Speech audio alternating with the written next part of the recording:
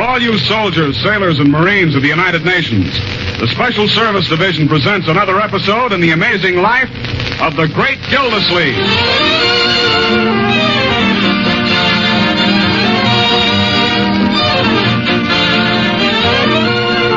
Now let's peep into the life of the Great Gildersleeve. Our hero has finished his breakfast on this morning and has retreated from the jumble of ladders and paint buckets that still litter his living room onto the front porch. We find him there now waiting to share a ride downtown with Judge Hooker. You didn't eat much breakfast, Uncle Mort. I wasn't very hungry. Neither was I. The prunes tasted like turpentine. You know, I think that painter keeps his turpentine in our icebox. Hasn't been here for a week now. Isn't he ever going to finish the job? I don't know, and I don't dare ask him.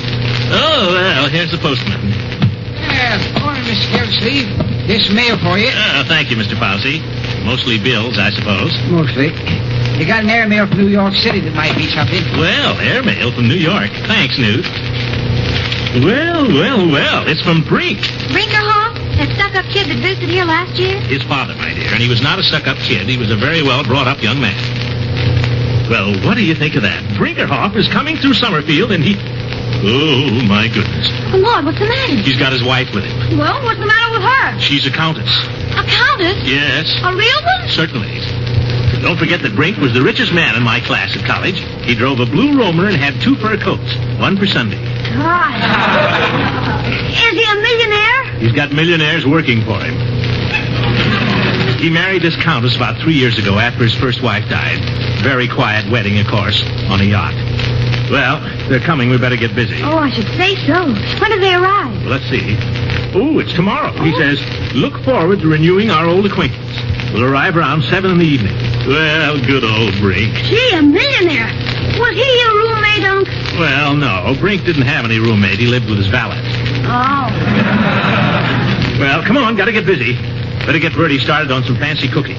I imagine the Countess likes plenty of hors d'oeuvres and such. What are they, Unc? Oh, little things you eat too many of. Marjorie, let's round up all the red stamps we've got in the house. We'll try to get a hold of a steak. A steak? Are you going to have any other people? Well, I suppose so. Not many people in Summerfield know how to act around a countess, though. I know how. There was a countess in Triple Comics last week. Gee, I wouldn't even know how to say hello to a countess. Well, in this thing, the hero just called her darling. I won't. Leroy, I won't have you learning manners out of comic books. You'll address the Countess as Your Excellency. Okay. I suppose you could invite Judge Hooker, Uncle Mort. That old goat, why, he'd fall in a dead faint if he ever saw a bona fide Countess. There's plenty of others. Well, who? Let's see. Nobody. All right, I'll ask Hooker, but he'll have to watch his step. What about me? Can I be hostess? I think you do it very nicely, my dear. How about Mrs. Ransom? Oh, I don't know. She and the Countess might not hit it off very well. Miss Goodwin can talk French, Unc. I heard her the other day. Well, an excellent suggestion, my boy. Add a little continental flavor to the occasion. Pardonnez-moi, Your Excellency, still vous plaît. Are you kidding? Mrs. Ransom will be disappointed, Unc. Well, that's just too bad about Mrs. Ransom. I can't have everybody. Besides, Leela stole my painter. And if I... Oh, there's Judge Hooker. Well, goodbye. Oh, Uncle Mort, see if Mr. Peavy can let you have some ice cream tomorrow. Great. Pistachio. That was Brink's favorite. Ought to be good enough for the Countess, too.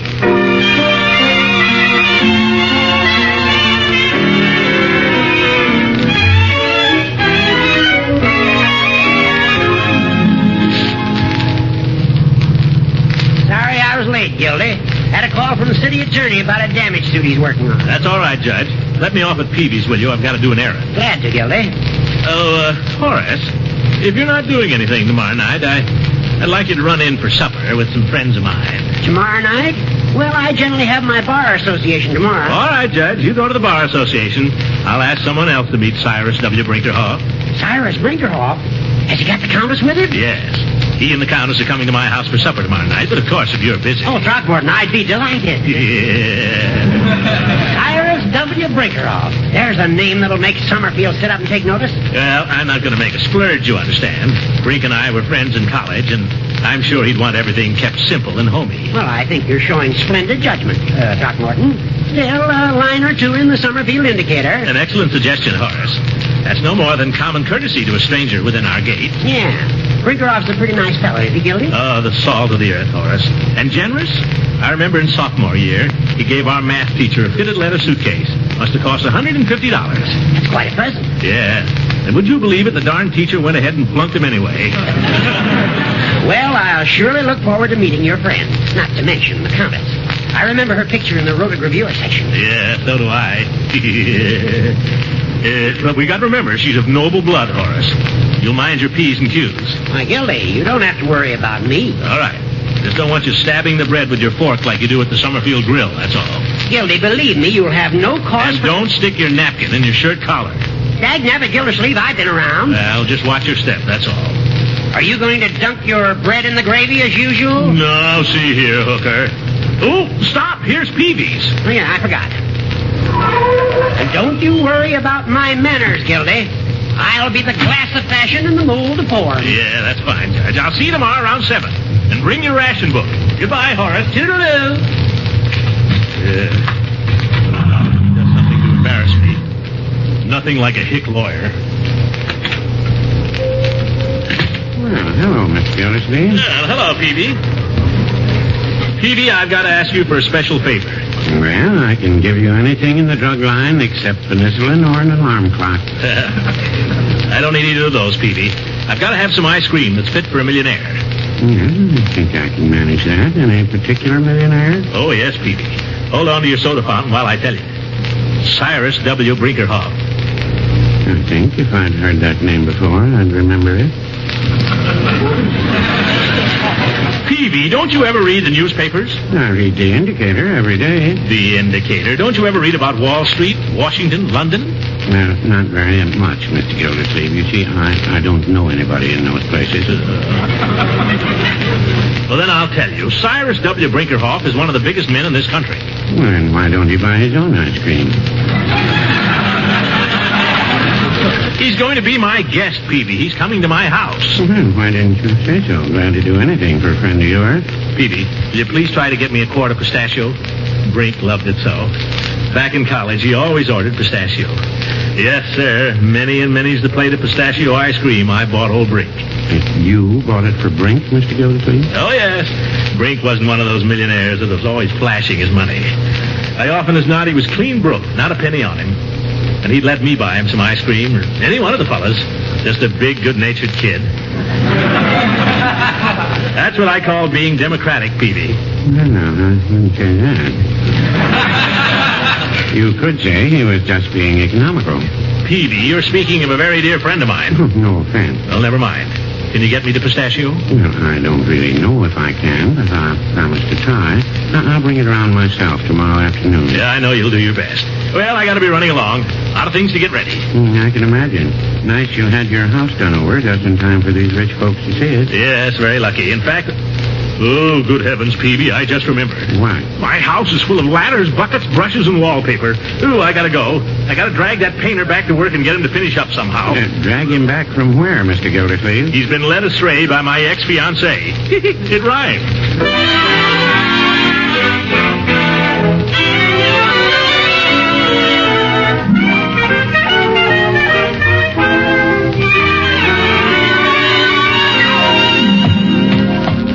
Friendship is friendship, but enough is enough. When a woman comes into your house and steals your painter right off the ladder. No, see here, Leela. She's upstairs. Oh, Mr. Giddens. Hello. I'll call her. No, wait a minute, don't. She's upstairs, you say? What's she doing? Is she busy? That I couldn't say. One thing I do, I mind my own business. Oh, I didn't mean that. And I keep my eyes to myself. I'm not one of these pussyfooting painters. No. Well, I just I mean... keep my hands off things, too. I'm not like some people. You don't have to count the silver after I've been around. Mr. Giddens, what I wanted to say, I just wanted to have a little talk with you before Mrs. Ransom comes down. Well, talk is cheap, as the fellow says. Yeah, very good. Come here.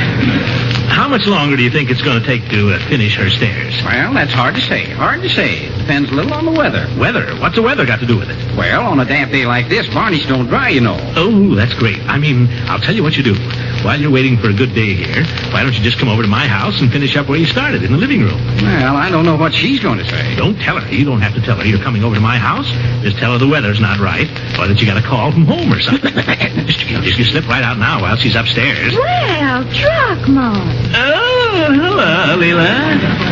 Well, I I thought you were upstairs. I was, but I came down the back way. Oh, yeah. I was just having a little conversation with Mr. Giddens here about the weather. Yes, I heard it. Now, Leela, if you'll just let me explain. I'm not interested in your explanations, Mr. Gildersleeve. If you had come to me and asked me like a gentleman instead of sneaking in here and trying to take my paint away from me. He's my painter. I found him first. You took him away from me. Well, really? I'll leave it to Mr. Giddens. Well, Mr. Giddens? I'll pass.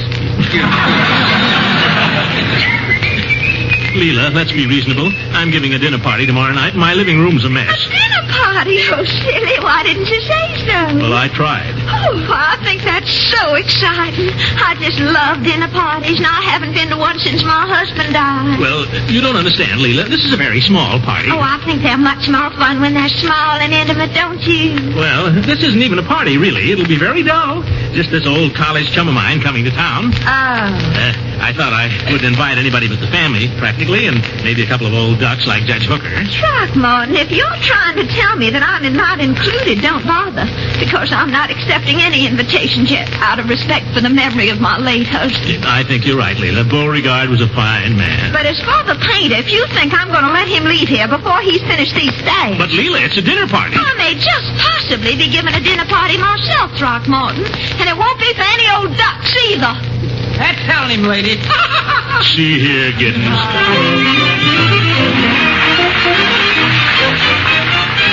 We'll be back with the Great Gildersleeve in just a moment. But now it's intermission time, and that brings the music of the old professor, Kay Kaiser. Come on, chillin'. Yes, stand.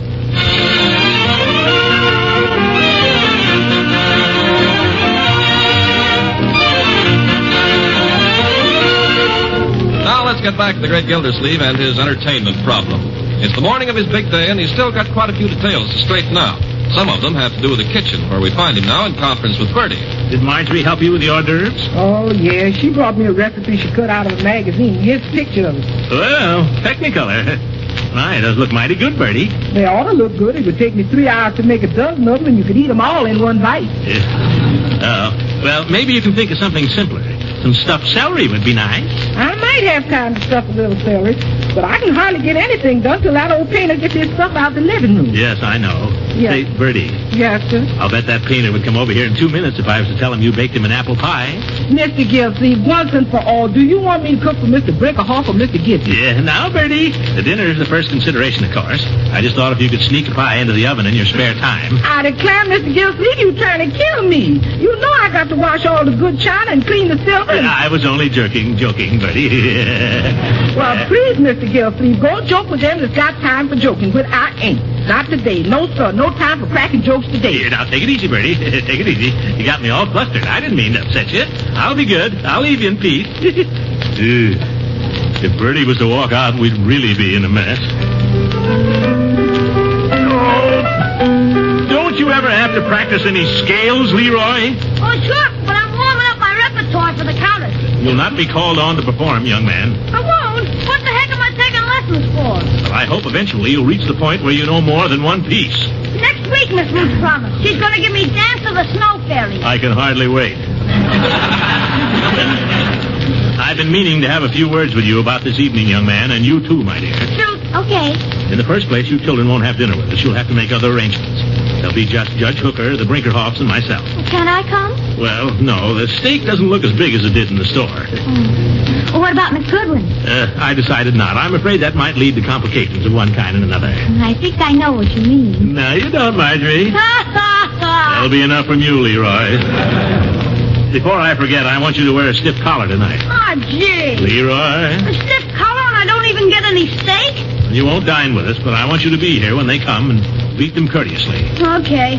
Pleased to meet you, Mr. Brinkerhoff. How do you do, Your Excellency? Well, very good, Leroy. One other thing. Remember always to back out of any room the Countess is in. What? Holy smoke, what's that for? Just a little tribute to the nobility. You never turn your back on a king or a duke. Afraid you'll get a kick in the pants? This is no laughing matter, Leroy. Now, suppose you were saying good night to the Brinkerhoffs. How would you do it? Well, good night, Mr. Brinkerhoff. Good night, Your Excellency. Good night. Look out for those paint buckets!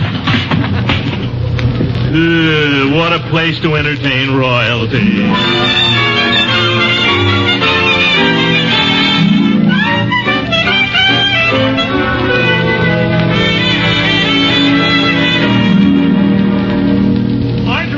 Have the flowers come? Well, what time is it, ye gods? Is that clock right? Now, calm down. Leroy, I want you to pick up around here. Pick up that catcher's mitt. Get that machine gun out of the hall. Okay, Bertie, you didn't forget the hors d'oeuvres. Oh, the place cards. We haven't made out the place cards. Uncle Mort, for goodness sake, calm down. Place cards are important. They don't know where to sit. In a pinch, you could tell them, couldn't you? We're not running a cafeteria here, my dear. It's a very important dinner, and the Brinkerhoffs are very important people. Did I show you the social note about it in the newspaper? I showed it to you. Oh, so you did. Where is it? I've lost it. Oh, I've lost the clipping. Somebody stole it. Now, take it easy. I had it right here in my... Oh. Unky, I think you ought to go upstairs and lie down for a little while. I can't. I've got a million things to do, my dear. Million things to do. You're running around here like a chicken with his head off. Chicken. Bertie, did the chicken come? Mr. Gildersleeve, we ain't having chicken. We're having steak. You brought it yourself. Oh, that's right. We decided against chicken, didn't we? Marge is right, Unc. You better go lie down. Mr. Gildersleeve, Yes, Bertie? before anybody lays down, Yes. let's face it. Oh, what we gonna do about the living room? Oh, that's right. The living room. I ain't gonna have no time to clean up no messes left by no painters. Not this afternoon. Not with all the cooking I got to do. No, sir, not me. Well, we can't wait for him any longer, Bertie. There's only one thing to do. We just have to take the bull by the horns. Leroy? Oh, you want me to take him by the horns? While you're resting, my boy, all I'm asking is your assistance. Just give me a hand with these things. Put them out on the back porch. You take the step ladder and the buckets, and I'll bring the brushes. I don't know if Mr. Giddens is going to like it, Unc. I don't care what Mr. Giddens likes or doesn't like. The place is a mess, and he hasn't been near it for a week. Yeah, but he doesn't like people touching his tools. He's awful fussy, you know. Well, I'm fussy about my guests. When I entertain a countess, I don't ask her to sit on a step ladder with her feet in a paint bucket. Okay. It's the trouble with painters and people these days. Just because they're hard to get, they think they can get away with anything. They can, too. Oh, somebody at the door. Answer it. I'll go, Uncle Mort. It's the painter. Oh, my goodness. Wait a minute. Don't let him in yet, my dear. Leroy, put that ladder back where you got it. I thought you were going to tell him, Unc. I'll tell him some other time. Put it back. Okay. Carry it out. Bring it back. No. Put it where it was so he won't notice. I did. Come on. Turn it this way a little. Yeah, that's better. Now, is everything just the way it was? There was half a bologna sandwich on top of the stepladder. Well, put it back. I can't. I ate it. How many times have I told you not to put things in your mouth? Well, I was hungry. You're always hungry. All right, my dear, let him in. No, Mr. Giddens. Come in. Well, we didn't know if we were ever going to see you again, Mr. Giddens. I wonder if you could move. Yeah, that's one thing you don't need to worry about, Mr. Gildersleeve. When I start anything, I finish it. I'm not like some people. You have to keep after them all the time. Good. Well, if you're all through over at Mrs. Ransom's, do you think you could move? For today, there's a little more to do tomorrow. Yes, sir. I'm not like some people. When I start anything, I finish it. Hand me that brush there, Sonny. Mr. Giddens, you're not going to start painting at 4 o'clock in the afternoon. I've got to give her another coat. I always give a ceiling 2 coats. You have to do it now? Thought you wanted me to finish up here. Well, I do, but you see, I've got these people coming to dinner, and I thought if we could just move your ladders and buckets and things out onto my back porch, we could sort of straighten up in here. Just have to bring them in again in the morning. I know, but just for the evening. Well, you're paying for it. That's the way you want it. Thank you. Yes, that's one thing about me. I don't give people any argument. That's the way they want it. That's the way they want it. Just wish they'd make up their minds, that's all. Mr. Giddens, you don't mind doing this? Nope. You're not mad or anything? Nope. Oh, I think it's going to look great when you get it done. One side, please. Look a lot better already. Don't you think so? Open that back door for me, will you, son? Sure, Mr. Giddens. Yeah, just wish they'd make up their minds, that's all. Oh, gosh, now he's mad. What's he got to be mad about? I waited for him a whole week.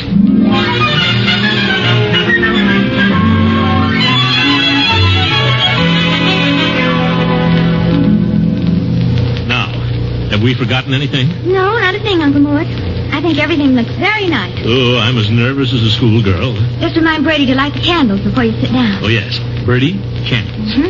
Sorry, I have to run along before they get here. They'll understand. Hey, why do I have to stick around? Your sister has a date. Well, so have I. I'm supposed to be at Piggy's for dinner at 7. It's only 7 now. But I gotta change my clothes before I go. What do you have to change your clothes for? You're all dressed up now.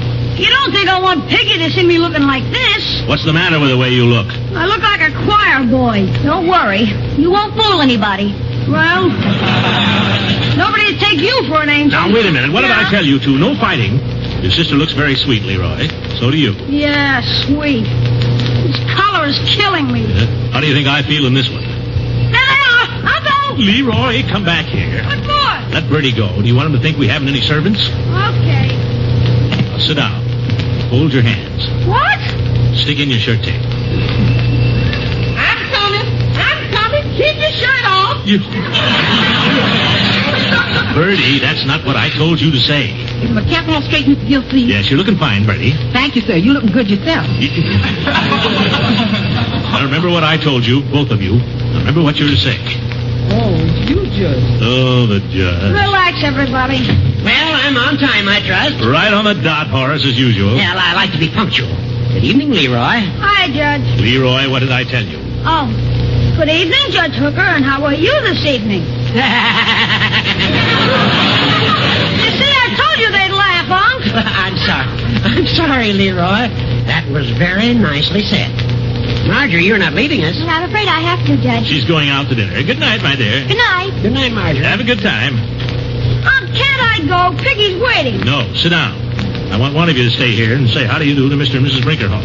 Gee, I don't see why it has to be me. I'll admit it's an unfortunate choice. But you're going to stay. Smart gets away with everything. Well, Throckmorton. Leroy! Leroy! Yes, Unc? All right, Leroy, you may go. Thanks, Unc. Well, Throckmorton, I suppose you've been looking forward to this evening, haven't you? Yes, I haven't seen old Brink in 20 years. By George, I can't understand why he's so late. You're sure this was the night? Of course this was the night. Oh, that must be then. Sit down, Judge. What do I have to sit down for? Stick in your shirt front. Oh, yeah, thank you. Yes, sir, he's in. It's Mr. Peavy with ice cream. Oh, come in, Peavy. I don't want to intrude, Mr. Gildersleeve, but as I was coming up to walk here, the boy gave me this telegram. It's for you. Well, I wonder who it can be from. No postmark on it. I wonder if it could be from Brink. Why don't you open it and see? Good idea. Oh. From Brink? Yeah, from Brink. What does he say? Read it. Change plans. Sorry. Regards, Cyrus Brinkerhoff. Mr. Gildersleeve, about the ice cream. I couldn't get the pistachio. I'm sorry. The best I could do was vanilla. That's all right, Peavy. Doesn't matter now. Thanks for trying. Gildy. Let me alone, Horace. Gildy, old man, don't take it like this. I wouldn't mind so much, Judge. Only doggone it. I've gone to all this trouble, spent all my ration points. Bertie's done all this cooking. I've offended Leela. I threw out the painter.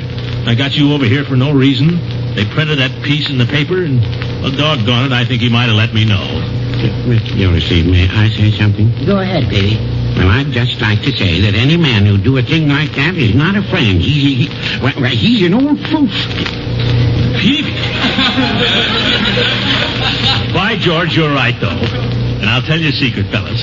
I never did like that guy from the first day I met him. I never liked anything I heard about him. Well, he's done us one favor. He got us all together for a fine steak dinner.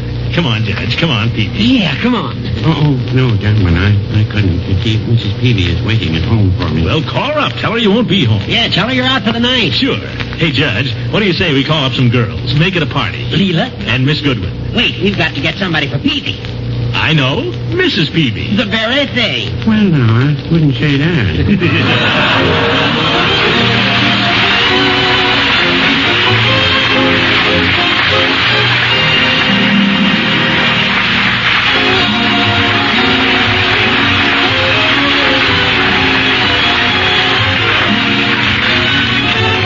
Great Gildersleeve was rebroadcast especially for you men and women in the armed forces of the United Nations by the Special Service Division of the War Department of the United States of America.